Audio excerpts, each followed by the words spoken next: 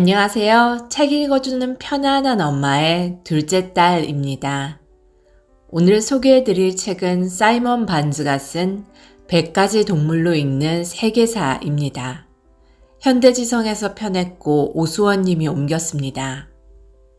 사이먼 반즈는 30년 동안 더 타임스에서 수석기자로 일했고 지금은 야생동물에 관한 다수의 저작을 집필하며 베스트셀러 작가로 활동하고 있는데요.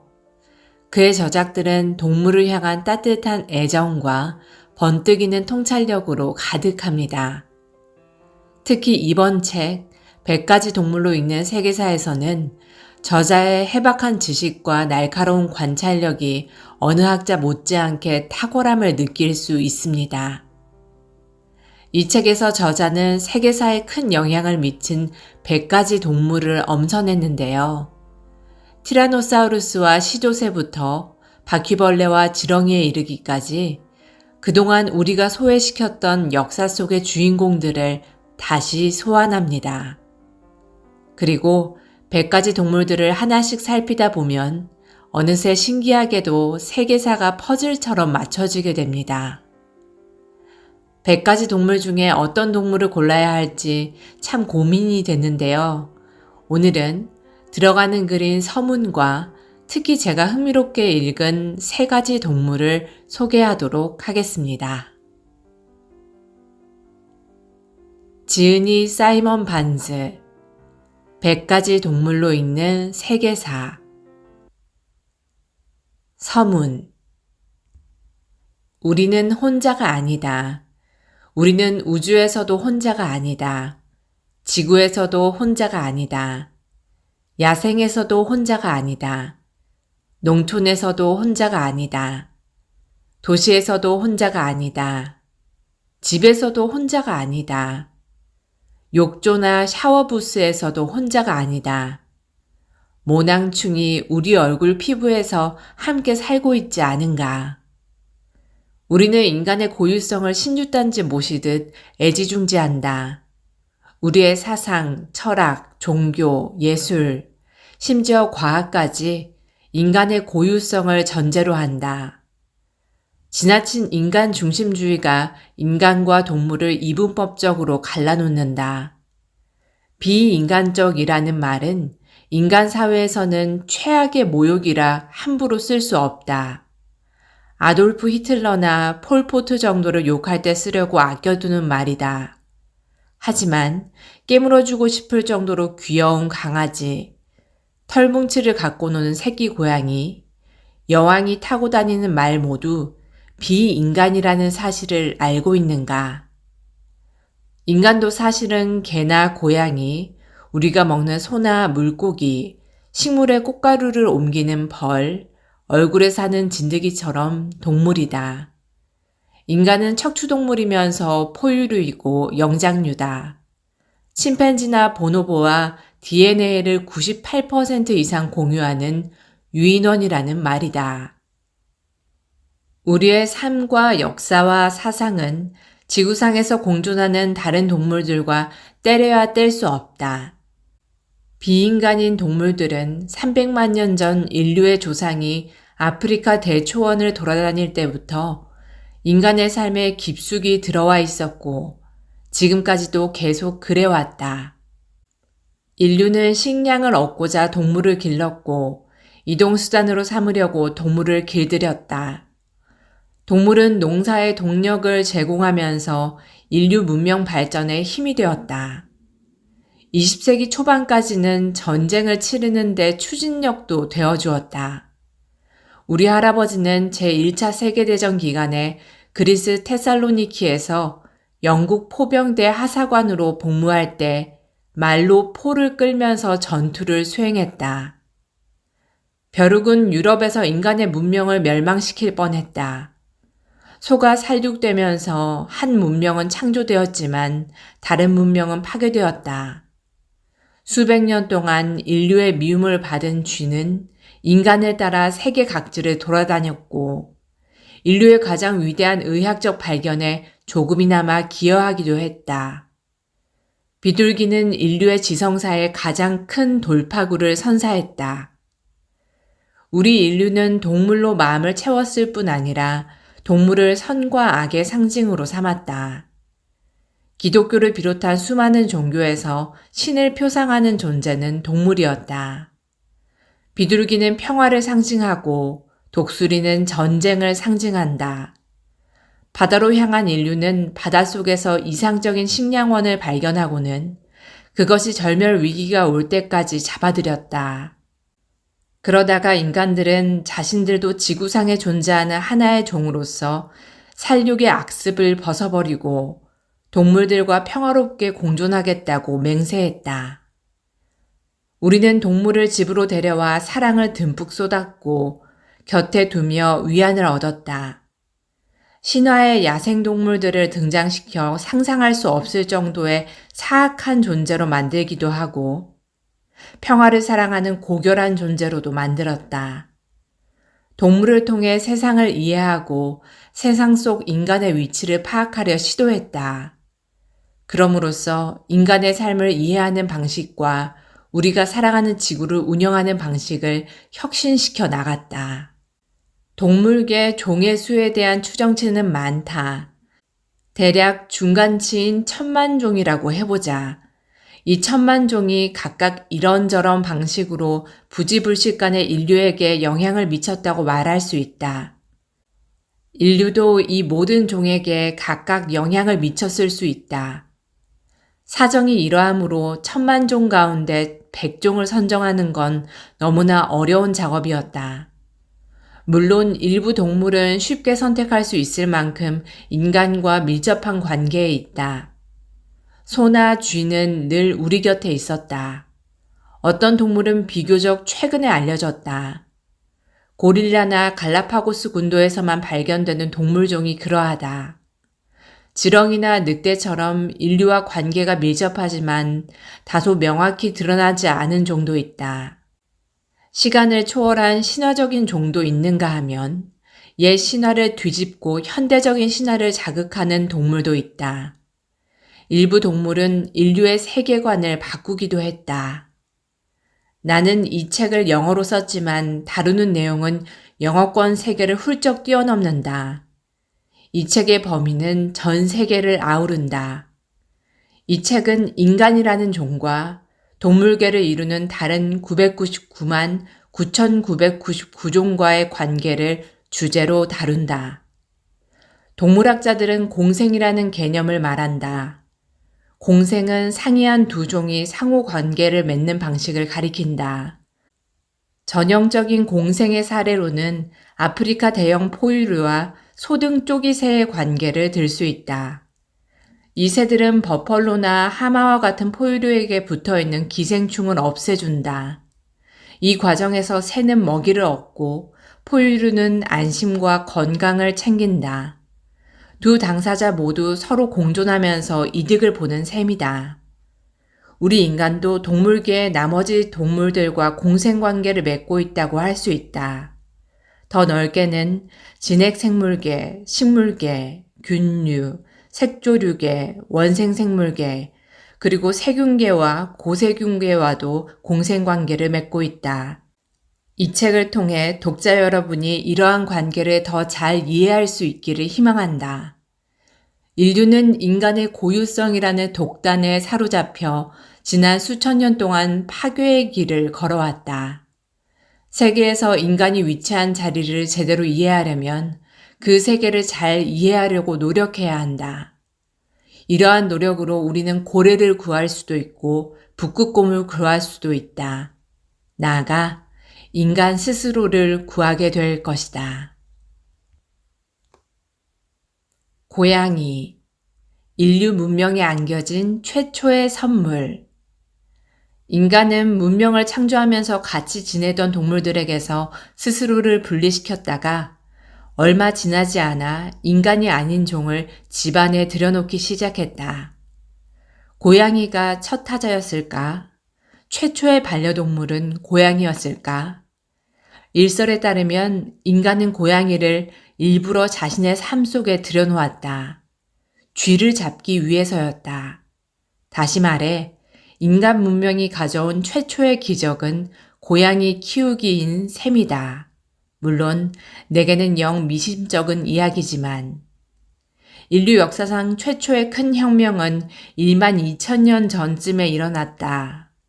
1000년 정도의 차이를 감안하면 이 혁명은 세계 각지에서 거의 동시에 일어났다.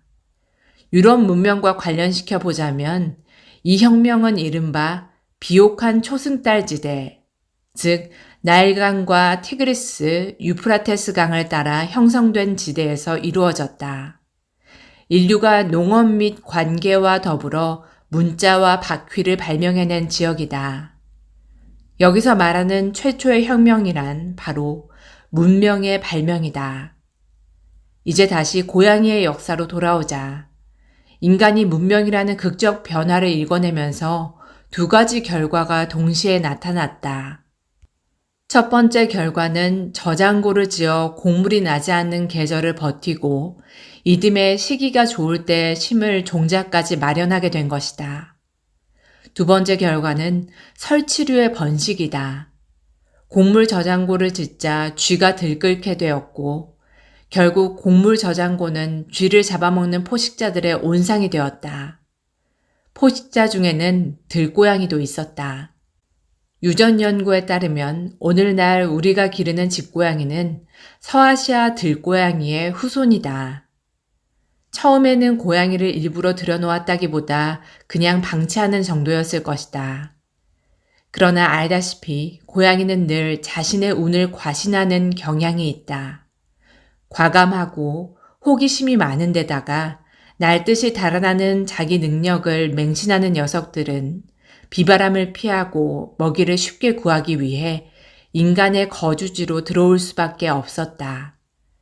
인간 거주지에서 이들은 환대와 냉대를 모두 받았을 것이다. 고양이가 특별한 비장의 무기를 풀어놓은 것은 바로 이 시점이 아니었을까. 바로 가르랑거리기. 고양이가 기분 좋게 가르랑거리는 이유는 수만 가지다. 그중 하나는 만족감의 표현이다. 대체로 이러한 기능은 어미와 새끼 사이의 결속의 일환으로 생겨난다. 어미가 잘 핥아주는 새끼 고양이는 가르랑거린다. 인간도 고양이의 가르랑거림에 묘한 매력을 느낀다. 인간이 고양이의 두 귀 사이를 긁으며 어미 고양이가 거친 혀로 쓸어주는 듯한 느낌을 살리면 고양이는 가르랑거린다. 이 소리는 고양이를 긁어주는 인간에게도 평온한 느낌을 안겨준다. 맥박수가 떨어지고 혈압과 호흡량도 내려간다. 종 사이의 장벽을 넘어 기쁨이 공유된다. 인간의 거주지에 침입한 고양이가 공짜로 오지는 않은 셈이다. 사이프러스의 신석기 묘지에서 인간과 함께 매장된 고양이 뼈가 발견되었다.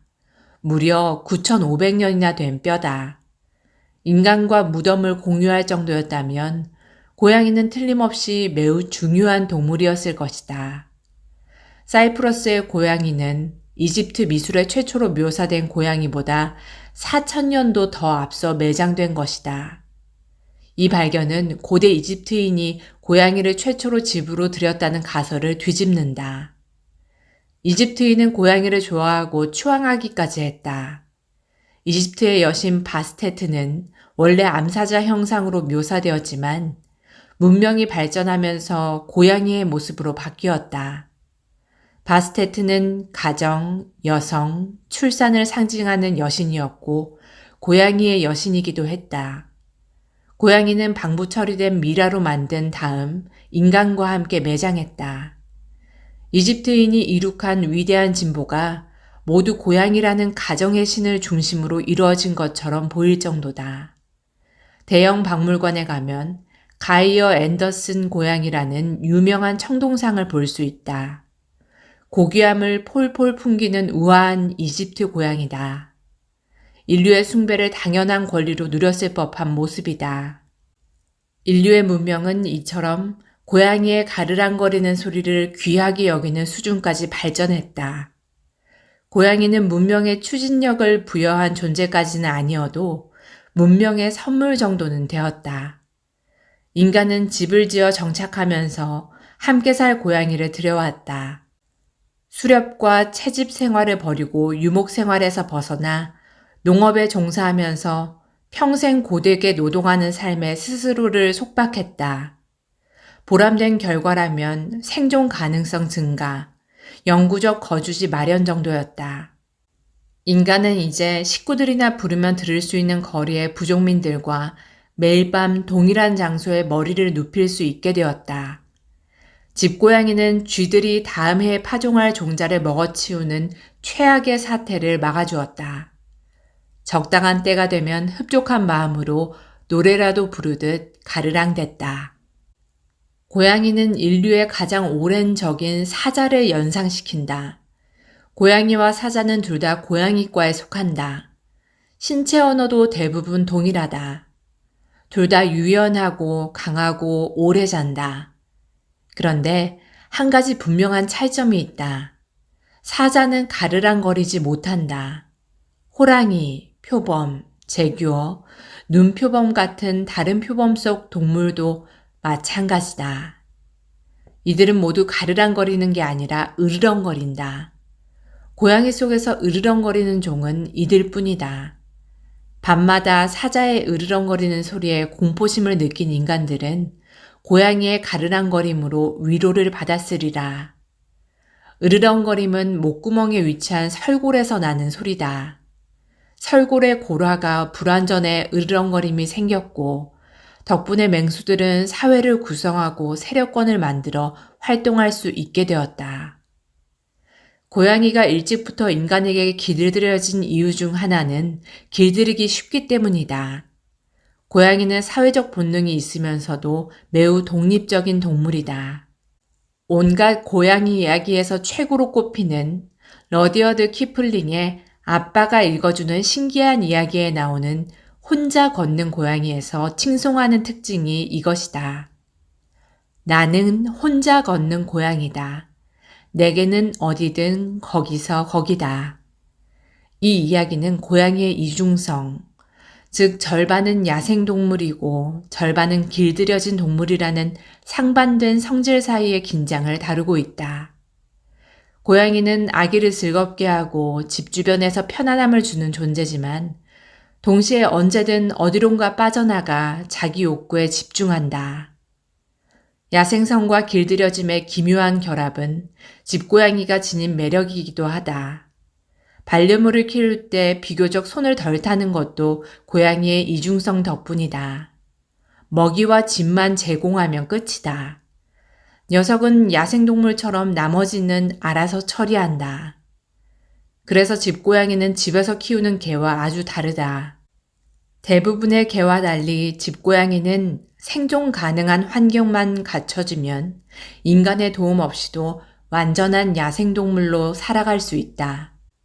집고양이는 기막히게 다양한 형태와 외양과 행동을 보이는 쪽으로 분화하지도 않았다. 대체로 고양이는 그냥 고양이다. 전 세계적으로 엄청난 수의 집고양이가 길고양이로 살아간다. 미국의 길고양이 수는 2,500만에서 6천만 마리로 추산된다. 수의 편차가 크다는 사실은 길고양이에 관해 우리가 아는 바가 별로 없다는 방증이기도 하다. 길고양이는 매혹적인 사회생활을 영위한다. 조상종인 들고양이 대부분은 혼자 산다. 먹이 자원이 극히 부족하기 때문이다. 그러나 먹이가 풍부할 경우 길고양이들은 큰 무리를 이루어 서식한다. 길고양이 사회는 코끼리 사회처럼 목의 중심으로 돌아간다. 가모장 고양이들, 즉 여왕들은 서로의 새끼들에게 젖을 물리고 심지어 출산까지 돕는다. 영국 고양이는 반려고양이와 길고양이 모두 한 해에 6,480만 마리의 새를 잡는다고 추산된다. 야생동물 보존에서 고양이가 논란이 되는 이유다. 불가피하게 고기를 먹어야 하는 육식동물로 세상을 채우는 것은 조류, 작은 포유류, 파충류, 양서류 같은 야생동물을 보호하는 최상의 방법은 아니다. 그러나 새를 잡아먹는 고양이를 막자는 캠페인은 동물보전단체에 기꺼이 기부금을 내는 많은 사람을 적으로 돌릴 수 있다. 영국 왕립 조류보호협회의 주장에 따르면 고양이는 조류 개체수에 전혀 중대한 영향을 미치지 않는다. 다만 고양이가 오스트레일리아에서만 87개의 조류종과 20개의 작은 포유류종의 멸종에 큰 역할을 했다는 주장은 있다. 1894년 라이얼 굴뚝새는 당시 기준으로 뉴질랜드 북섬과 남섬 사이의 쿡 해협에 위치한 스티븐스 섬에서만 발견되었다. 그 일 직후에 마지막 굴뚝새가 등대지기에 고양이에게 죽임을 당했다는 소식이 처음으로 과학계에 소개되었다. 고양이의 이름은 티블스였다. 집고양이는 야생의 성향과 길들여짐의 성향 둘 다 가지고 있는데 이는 현대 생활의 원형으로 남아있다. 이상한 나라의 앨리스에는 자꾸 입이 귀에 걸리도록 희죽웃는 채셔 고양이가 나온다. 토버모리는 말을 배워 지나치게 많은 지식으로 사람들을 불편하게 만드는 고양이로 스코틀랜드 작가 사키의 동명 단편 소설에 등장한다. T.S. 엘리엇은 모더니즘의 존재론적 위기와 종교의 복잡한 위안에서 벗어나기 위해 고양이에게 눈길을 돌려 주머니쥐 할아버지가 들려주는 지혜로운 고양이 이야기라는 작품을 썼다. 작곡가 앤드류 로이드 웨버의 뮤지컬 캐츠는 이 작품을 바탕으로 한다. 나는 집에 고양이를 들이고 싶은 마음은 전혀 없다. 내가 살고 있는 곳 주변의 야생습지대의 야생동물에게 녀석이 해코지할까봐 걱정되기 때문이다. 그러나 가끔씩 과거에 키웠던 고양이들이 그리워 마음이 아플 때가 있다. 특히 뷰티가 그립다. 뷰티는 말 그대로 어여쁜 고양이였다. 연한 젓갈색 털이 난 커다란 몸집에 타협이라고는 모르는 단호한 녀석. 뷰티는 잠으로 대부분의 시간을 보냈다. 그것도 내 서류함에 들어가 잤다. 녀석은 젓갈색 둥근 몸을 맞지도 않는 사각 서류함에 구겨 넣는 바람에 많은 일을 못하게 만들었다. 꼭 봐야 하는 서류를 찾느라 용기를 내 잠을 방해라도 할라치면 뷰티는 늘 사랑스럽게 가르랑거렸다. 모기. 세상에서 가장 치명적인 킬러. 모기는 절묘한 아름다움을 갖춘 존재다. 특히 암컷의 입부분이 기가 막히다. 앞으로 녀석에게 물릴 일이 생기면 암컷 모기를 지켜보라. 감탄이 절로 나온다. 이 곤충이 당신의 몸에서 생명을 빨아들이는 모습을 들여다보며 이렇게 말해보라. 경이로운 피조물이여, 너와 이 지구를 공유하게 되어 영광이다. 너를 만든 힘이 또한 나를 만들었다. 네가 알을 낳고 생명을 채우며 다음 세대 모기를 얻게 해줄 피를 모으는 모습을 보니 감탄을 금할 수 없구나. 모기는 30m 떨어진 곳에서 우리가 내뿜는 이산화탄소뿐 아니라 체열도 감지할 수 있다. 배경과 대비되는 색상의 옷 역시 모기를 끌어들인다. 움직임도 마찬가지다. 땀을 흘려도 모기는 꼬인다. 일단 우리를 찾아낸 모기는 긴 관처럼 생긴 주둥이를 아주 교묘히 삽입해 항응고 물질을 주입한 다음 우리 몸의 방어 시스템을 교란시키는 동시에 편리한 혈관을 찾아내 피를 빨아들인다. 이런 동물 때문에 어안이 벙벙하지 않을 사람이 과연 있을까? 모기과에는 약 3,500종이 있다. 이들 중 인간을 무는 것은 200여 종이다. 모기는 다른 포유류, 조류, 파충류, 양서류, 때로는 어류까지 물고 일부 갑각류도 문다. 모기, 모스키토라는 이름은 파리를 뜻하는 스페인어 모스카와 작은 것을 나타내는 전미사가 결합된 단어다. 따라서 작은 파리인 셈이다. 충분히 적확한 명칭이다. 이들은 지파리, 청파리, 꽃등에 그리고 우리가 막연히 파리라고 부르는 다른 모든 종과 동일한 강에 속하기 때문이다. 대부분의 곤충처럼 모기도 4단계를 거쳐 성충이 된다. 암컷이 고인물의 알을 낳으면 유충이 나온다. 이 유충을 꿈틀이라고도 한다. 유충은 물속에 살면서 아주 작은 먹이 입자들을 먹은 다음 번데기가 된다. 떠다니는 이 번데기는 때로는 뒹굴이라고도 한다. 이 번데기에서 성충이 나온다. 수컷은 암컷을 찾아 짝짓기를 시도하며 필요한 소량의 과즙만 있으면 살 수 있는 온순한 녀석들이다. 그러나 암컷은 알을 대량으로 낳기 위해 때로는 알의 크기를 키우기 위해 피를 섭취해야 한다. 그러므로 고도로 유능한 혈액 사냥꾼으로 진화했다. 추정에 따르면 말라리아는 비옥한 초승달 지대와 그 밖의 다른 지대에서 문명의 여명기인 1만 2천년 전부터 인간 생활에서 상당한 부분을 차지해왔다. 이 책 내내 이 시기는 자주 언급된다. 인간의 영구 정착지는 특정 종의 모기에게 전에 없던 기회를 제공한 듯하고 모기가 폭증하면서 질병도 널리 퍼져나갔다. 말라리아는 고대 그리스의 명의 히포크라테스도 언급한 병이다. 고대 로마, 특히 로마 제국의 중심 도시에 만연해 당시에는 로마 열병으로 알려졌다. 추정컨대 관계시설로 물을 댄 정원과 자유롭게 흐르는 테베레 강이 모기의 이상적인 번식 조건이 된 듯하다. 물이 고여있어 모기알과 꿈틀이들이 번성할 수 있었기 때문이다.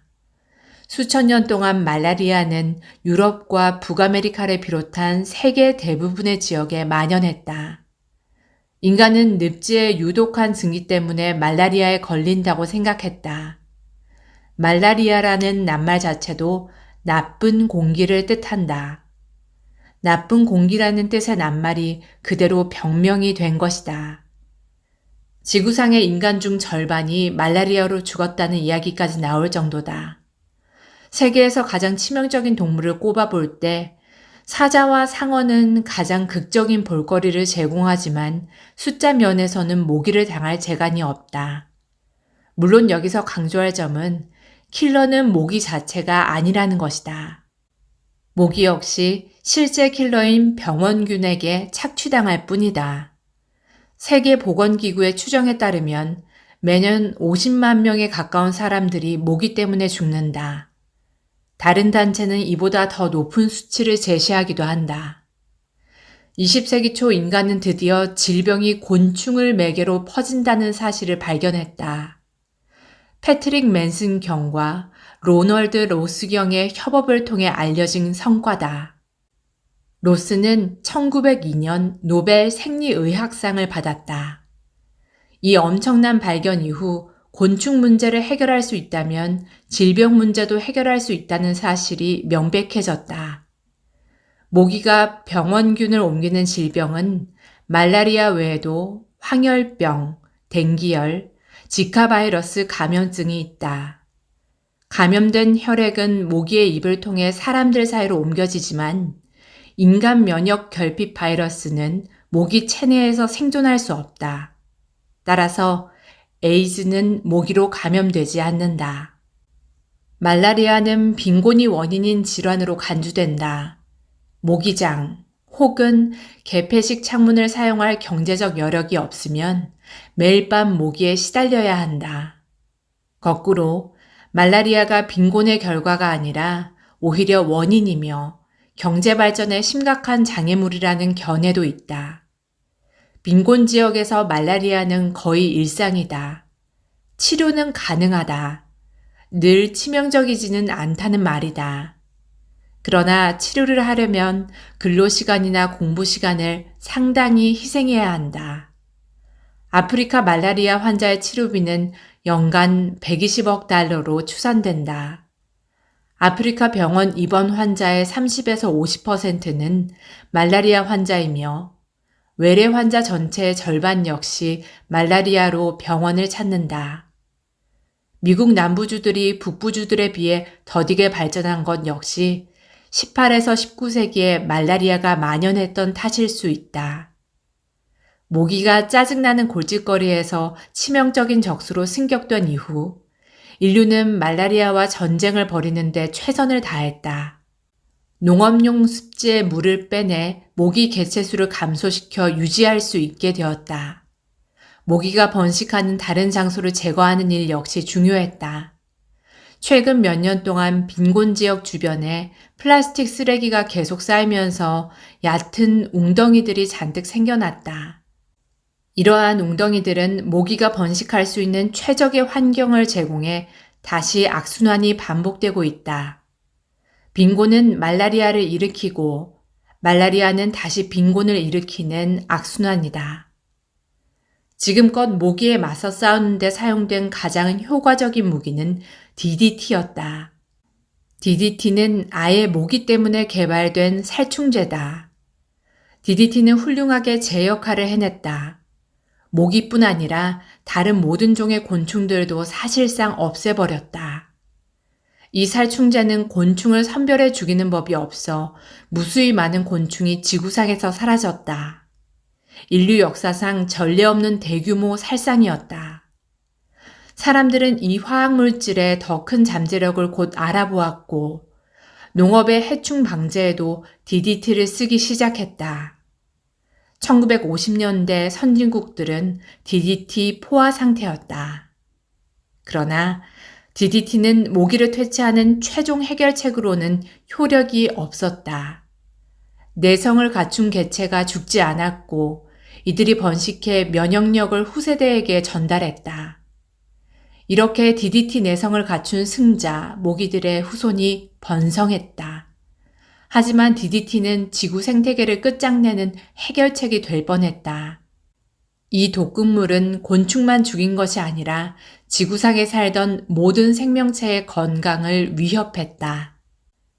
오 갑옷 입은 기사여, 무엇이 그대를 아프게 하기에 창백한 몰골을 하고 홀로 방황하는가?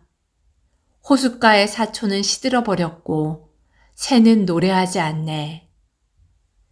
레이첼 카스는 해양생물학자였지만 연구 분야를 넓혀 살충제 확산에 관심을 기울였다. 존 키츠엣이 무정한 미인이 카슨의 마음에서 지워지지 않았다. 카슨은 이 시의 바탕이 된 관념 하나를 자신이 집필하는 살충제 관련 책 속 한 장의 제목으로 삼기로 결심했다. 그리고 설득을 통해 아예 그 관념을 책 제목으로 삼았다. 이렇게 해서 1962년 카슨은 침묵의 봄을 출간했다. 침묵의 봄 출간은 전통적으로 환경운동의 출발점이 된 사건으로 여겨진다. 아마 1962년은 제1차 세계대전이 발발한 1914년, 프랑스 혁명이 발발한 1789년, 미국이 독립한 1776년처럼 역사상 중요한 날로 남을 것이다. 분명 1962년이라는 해는 일반인들이 처음으로 중요한 깨달음을 얻은 해였다. 인간이 자연을 효과적으로 지배하고 통제해왔다는 것. 이제 인간은 장기적인 결과를 염두에 두고 자기 통제를 실천할 필요가 있다는 자각이 최초로 대중 사이에 생겨났다. 침묵의 봄은 그야말로 세상을 뒤집어 놓았다. 이제 DDT는 전 세계적으로 금지되고 있으며 어떤 정부든 환경에 대한 관심을 정책에 반영한다. 야생동물 관련 책을 쓰는 작가치고 출판사 편집자에게 점심 초대를 받고 불려나가 침묵의 봄을 계승할 만한 책을 쓰라는 요청을 받아보지 않은 사람이 없을 것이다. 하지만 요청을 받은 작가는 와인을 홀짝거리며 너무도 잘 아는 진실을 확인할 뿐이다. 침묵의 봄을 계승할 책 따위는 없다는 것을 말이다. 세상 전체를 계몽할 수 있는 기회는 딱 한 번뿐이다. 더 이상의 가르침은 필요 없다. 우리는 이제 인간이 지구를 지배하고 통제해왔다는 사실을 완벽하게 알고 있다. 신의 결정을 내리는 주체가 사실은 인간이라는 것을 모르는 현대인은 없다. 무엇하러 새삼 같은 이야기를 다시 하겠는가? 정작 어렵고 까다로운 일은 자각이 아니라 자각을 기반으로 결정한 일을 올바르게 실천하는 것이다. 실천 이야기는 다시 모기 문제와 연결된다. 오늘날 유전기술의 진보로 위험한 모기종을 고의로 멸종시키는 논의가 본격적으로 진행되고 있다. 원리는 간단하지만 실천은 간단하지 않다. 생식력이 없는 새끼만 낳을 수컷 모기를 만든 다음 풀어놓자는 방안이다. 어마어마한 작업이 될 것이고 엄청나게 많은 수의 수컷 모기가 필요할 것이다. 복잡한 윤리 문제도 얽혀 있다. 인간에게 자연 질서를 마음대로 교란시킬 권리가 있는가 하는 문제다. 사안을 단지 정도의 문제로 바라볼 수도 있다. 인류는 이미 지난 1만 2천 동안 자연을 변형시키는 방식으로 질서를 교란시켜 왔으니까. 문제는 유전자를 이용하는 방법이 이전의 방법과는 비교도 안 될 만큼 달라졌다는 것이다. 우리는 이 방법이 지구상에 수백만 리터의 독극물을 뿌려대는 것보다 훨씬 더 해로울 수도 있다는 불길함을 본능적으로 느낀다. 현 생태계에 모기의 절멸이 초래할 영향에 대한 타당한 질문들도 있다. 가령 모기 유충은 많은 어류의 중요한 먹이다. 물론 반론도 있다. 만일 유전자 변형이 특정한 종에 영향을 끼친다 해도 다른 종의 모기가 생태계의 빈자리를 채울 것이고 결국 인간이 모기에 물리는 피해를 입지 않고도 자연은 새로운 질서에 따라 작동할 것이라는 주장이다. 또 하나의 문제는 자연 생태계의 유전자 조작 생명체 수백만 마리를 방출할 경우 어떤 일이 벌어질지 아무도 알 수 없다는 것이다. 아직 누구도 이런 일을 해본 적이 없기 때문이다. 위대한 과학자 에드워드 윌슨의 말 맞다나 지구는 하나, 실험도 한 번뿐이다. 북극곰, 세상 끝 벼랑에 몰린 곰. 지구상 동물 중 환경 보전에 대한 생각을 가장 많이 바꾼 동물은 북극곰이다. 북극곰 이야기가 전하는 이미지는 두 가지다. 첫 번째 이미지는 에드윈 랜시어가 1864년에 그린 그림으로 인류에 대한 자연의 궁극적인 승리를 나타낸다. 두 번째 이미지는 북극곰이 텅 빈 바다를 헤엄치며 눈앞에서 녹아내리고 멀어져가는 빙하를 계속 찾아 헤매는 이미지다. 앞의 이미지와는 반대로 자연에 대한 인류의 궁극적 승리를 상징한다. 첫 번째 이미지가 두 번째 이미지로 바뀌는데 200년도 채 걸리지 않았다. 우리는 지구상의 다른 모든 종과 인간종의 관계에 관한 생각을 180도 바꾸었다. 심지어 가장 사납고 강한 종에 대해서도 마찬가지다. 랜시어는 빅토리아 시대에 저명한 동물 화가이자 조각가다. 붉은 숫사슴을 그린 그의 작품 협곡의 군주는 런던의 트라팔가 광장의 넬슨 기념탑 옆에 당당하게 앉아있는 4마리의 사자만큼이나 유명하다. 그는 북극곰도 그렸다. 1864년 그가 선택한 주제는 존 프랭클린 경의 원정이었다. 원정은 존재하지 않는 북서 항로를 찾으려는 시도였다. 캐나다를 거쳐 동양으로 교역할 기회를 찾으려 했던 시도, 명성과 부를 당장 얻을 수 있는 지름길을 찾으려 했던 시도다. 하지만 원정대의 배는 북해에서 빙하에 갇혀버렸고 선원들은 빠져나오지 못했다. 이들은 캠프를 만들어 겨울을 이겨내고 얼음이 녹으면 다시 항해하기를 기대했지만 실패했다. 이들의 유해는 1854년에 발견되었다. 기아, 저체온증, 결핵, 괴혈병, 납 중독으로 사망했다. 식인을 시도했다고도 알려졌다. 식인은 혐오감과 격렬한 반대를 유발했다. 후속 조사는 이것이 사실이라는 설득력 있는 증거를 찾아냈다.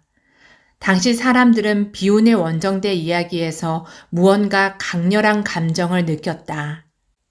랜시어는 원정대의 최후를 북극곰의 손에 달린 것으로 재구성한 상상화를 그렸다. 북극곰 2마리가 캠프를 열심히 망가뜨리고 있다. 이야기를 전달하는 이 전형적인 그림에서 혹시라도 도덕적 의미가 충분히 드러나지 않을까봐 낸시어는 다음과 같은 제목을 붙였다.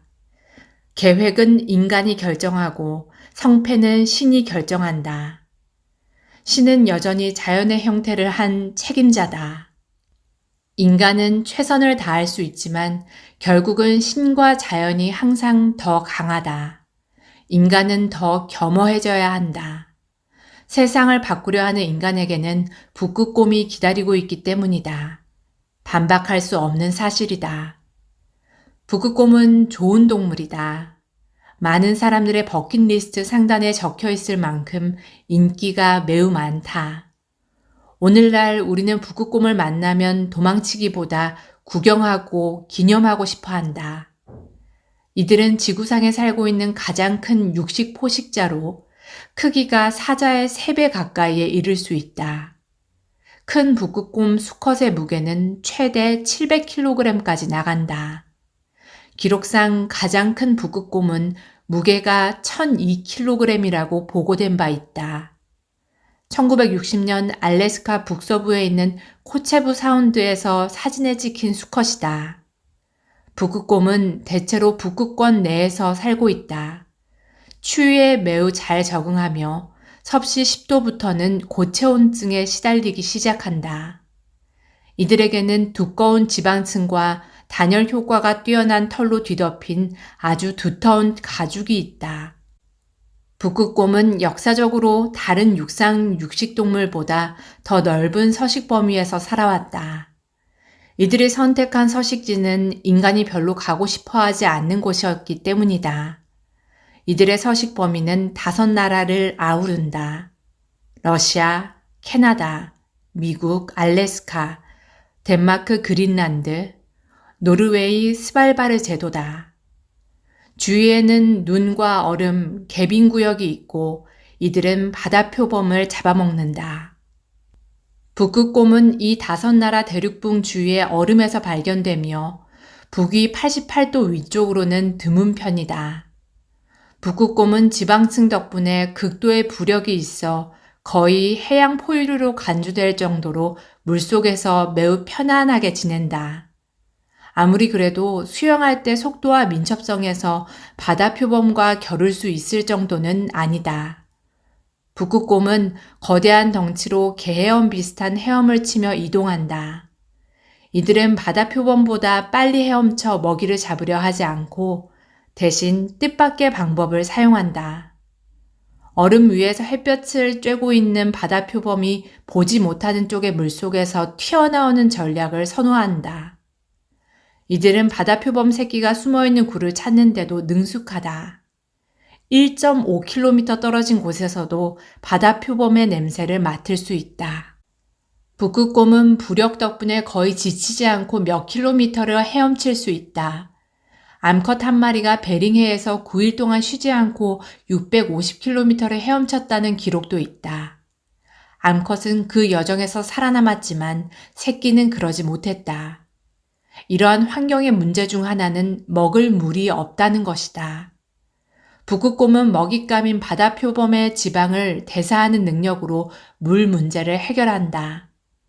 북극곰은 무심하게 흉포한 것으로 유명하지만 북극곰과 함께 시간을 보낸 사람들은 이들 대부분이 대치 국면에서 신중한 경향을 보인다고 전한다. 사냥 기술의 특성 때문이다. 이들은 정면으로 대결하기보다 기회를 노리는 쪽에 가깝다.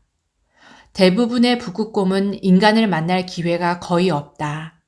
그러므로 인간과 맞닥뜨렸을 때 이들이 어떻게 나올지는 예측할 수 없다. 북극곰은 처음에는 가죽 때문에 사냥을 당했지만 너무 두껍다는 이유로 북극여우, 심지어 술록보다 인기가 없었다. 최근에는 설상차와 비행기를 탄 사람들에게 사냥을 당했다. 사냥꾼이 위험에 처하지 않고 사냥할 수 있는 방법을 쓴 것이다. 이러한 관행은 북극곰을 보유한 5나라가 1973년에 북극곰 보전에 대한 국제협약에 서명하면서 끝이 났다. 이러한 성격의 협약으로는 비교적 이른 시기에 이루어진 일이다. 이 협약은 북극곰의 인기가 엄청났다는 방증일 뿐 아니라 행여 이들 종의 상당수가 사라질 경우 대중이 어떻게 반응할지 자각하고 있었음을 보여준다. 북극곰은 대중의 상상력을 크게 사로잡는 존재다. 어마어마한 몸집, 하얀 색깔, 포악함에 얽힌 전설, 그리고 동떨어진 곳에서 살고 있다는 사실에서 비롯된 신비감 때문이다. 이들은 동물원에서 엄청난 인기를 끌었다. 1949년 런던 동물원에서 태어나 영국에서 성공적으로 자라난 최초의 북극곰 부르마스는 전국적으로 유명세를 탔다. 1950년 한 해 동안에만 약 300만 명의 관람객이 방문했다. 부르마스는 1958년에 죽었다. 또 다른 북극곰 피팔루크는 1967년에 같은 동물원에서 태어났지만 당시에는 북극곰을 가둬놓는 것이 과연 윤리적인지에 대한 의구심이 커지고 있었다. 결국 피팔루크는 폴란드 동물원으로 이송되었다. 동료 동물에 대한 우리의 생각과 지구 운영 방식이 변화하기 시작하면서 북극곰의 역할이 확연히 바뀌었다. 북극곰은 이제 랜시어가 말했던 것처럼 신의 진노를 전달하는 역할을 그만두고 인류의 진노에 의한 피해자가 되기 시작했다. 진노가 아니라면 멈출 수 없는 야망이라고 해도 좋다. 북극곰은 오늘날 북극 빙원의 건강 상태를 나타내는 지표로 간주되며 더 나아가 지구의 건강 상태를 상징한다. 지구의 기온이 상승하고 있고 상승이 계속되면 북극의 얼음이 녹는다. 북극곰의 서식지는 줄어들었다. 이들은 쉴 수 있는 유빙을 찾아 그곳에서 햇볕을 쬐고 있는 바다 표범을 찾아 더 멀리까지 헤엄쳐야 하고 그러다 보니 에너지가 고갈된다. 얼음은 더 얇아지고 있고 일부 얼음은 북극곰의 체중을 버텨내지 못한다. 이 모든 것을 잊을 수 없는 날카로운 이미지를 통해 선명하고 생생하게 기후변화의 현실을 알려준다. 지구온난화는 이산화탄소와 다른 기체의 증가로 인해 태양열이 지구 대기 속에 갇히면서 발생한다. 대부분은 우리가 화석연료를 태운 결과이고 자동차를 탈 때마다 지속되는 과정이다. 1880년부터 기온의 상승폭은 섭씨 0.8도로 측정되었다. 코트를 입을지 고민할 때는 별로 의미 없는 수치일지 몰라도 지구가 작용하는 방식에서는 큰 문제다. 바다의 수온이 올라가면 얼음이 녹고 그로 인해 전 세계의 해수면이 더욱 높아진다. 그동안 우리는 이산화탄소를 흡수하고 지구를 식혀주는 숲을 계속 파괴하고 있다. 시스템에 에너지를 더 많이 투입하는 과정으로 인해 시스템에 더 많은 에너지가 생겨난다. 지구는 더 많은 열을 보유함으로써 기후 시스템에 더 많은 에너지를 투입한 셈이 되고 이에 기후는 기상이변으로 반응한다. 현 상태 그대로 온난화가 지속된다면 2050년에는 섭씨 1.5도, 세기 말에는 섭씨 2.6도에서 4.8도가 상승할 것으로 예상된다. 미국의 전직 부통령 엘 고어는 현재 녹아내리고 있는 세계를 향해 쓸쓸한 모습으로 한없이 헤엄치는 북극곰의 이미지를 기후변화의 이미지로 대중화시켰다. 이후 의문점이 제기되었다. 북극곰 수는 오늘날 비교적 안정적이다. 북극곰은 취약종으로만 분류되어 있고 즉각적인 멸종 위험에 처해 있지는 않다. 그렇다고 해서 이 이미지와 그에 따른 주장이 의미 없는 것이 되지 않는다. 기후변화는 북극곰에게만 비상사태가 아니다. 지구상에 사는 모든 생물은 기후변화에 부정적인 영향을 받는다. 압도적인 모습과 상징성 덕에 북극곰은 비상사태가 존재한다는 사실을 이해하는 데 도움을 주었다. 2018년에는 탄소 배출량이 사상 최고치에 도달했고 이는 조절 능력을 회복해야 하는 지구의 입장에서 그다지 바람직한 상태가 아니었다. 2018년 데이비드 애튼버러는 폴란드의 카토비체에서 열린 UN 기후변화 회의의 군민석에 초청받았다. 그는 기후변화가 수천 년 만에 닥친 가장 큰 위협이라고 말했다. 흑사병, 세계대전, 에티오피아 대기근, 기후변화는 훨씬 더 심각한 일이다. 1장에서 보았듯이 우리 조상들의 삶을 위협한 사자보다 더 큰 위협이 될 것이다. 2019년 스위스 다보스에서 열린 세계 경제 포럼에서 애튼버러는 세계 지도자들과 정치인들에게 이렇게 말했다. 우리는 죄책감이나 비난을 넘어 이제 당면한 실질적 임무를 수행해야 합니다. 기후변화는 새로운 현상이 아니다. 급격한 기후변화는 과거에도 지구상에서 벌어진 적이 있었다. 가장 좋은 예를 페름기 초기에서 찾을 수 있다. 2억 5,100만 년 전 시베리아에서 일어난 일련의 화산 폭발로 이산화탄소와 메탄이 방출되었다. 이것이 바로 온실가스다. 그 결과 열대우림이 모조리 파괴되었고 이들의 유익한 효과도 사라졌으며 이들이 한때 서 있었던 토양은 풍화되었다. 바다는 산소를 잃었다. 지구상에 살고 있던 전체 종의 96%가 사라졌다. 희소식은 지구가 회복되었다는 것이다. 나쁜 소식은 회복에 소요된 시간이 2천만 년이었다는 것이다. 그러니 21세기의 북극곰은 충분히 주목해 볼 가치가 있다. 북극곰은 어디에도 없는 섬을 찾아 계속해서 헤엄치고 있다. 우리 모두 그곳을 향하고 있는 셈이다. 이제 정말 무언가 하지 않으면 안 된다. 우리는 페름기 멸종 사건 당시 지구에 살고 있던 생물과 달리 선택을 할 수 있다. 오늘날의 대량 절멸의 여부는 우리 인간의 손에 달려 있다. 절멸 자체의 시작도 우리에게서 비롯되었다. 우리는 절멸을 막을 수 있다. 반대로 절멸을 일으킬 수도 있다. 지구의 사도인 10대 소녀 크레타 툰베리는 지극히 간단 명료한 말을 남겼다. 우리에게는 아직 모든 것을 되돌릴 시간이 있습니다. 하지만 그 짧은 시간이 영원히 계속되지는 않을 것입니다. 우리는 다른 종, 우리 행성, 우리 자신을 이해하는 방식에서 급격한 변화를 겪었다. 우리가 지구에서 살았던 짧은 시간 동안에, 문명을 발명한 이후에 더 짧은 시간 동안에, 그리고 산업, 집약적 농업, 도시 생활을 발명한 훨씬 더 짧은 시간 동안에 이루어진 변화다. 이제 우리는 전형적인 티핑 포인트에 도달했음을 안다. 행동하거나 멸종하는 길 말고는 다른 길이 없다. 우리 종과 거의 모든 다른 종의 미래가 우리 손에 달려있다. 여러분 어떠셨나요? 편안하게 잘 들으셨는지요? 저자는 100개의 동물을 한 종 한 종 다룰 때마다 특유의 따뜻한 시각을 견제하면서도 최신 과학에 근거한 날카로운 통찰력을 보여줍니다. 총 728쪽에 이르는 분량만큼이나 다루는 지식과 정보가 방대한데요. 가히 독보적인 동물 세계사 백과사전이라 할만합니다.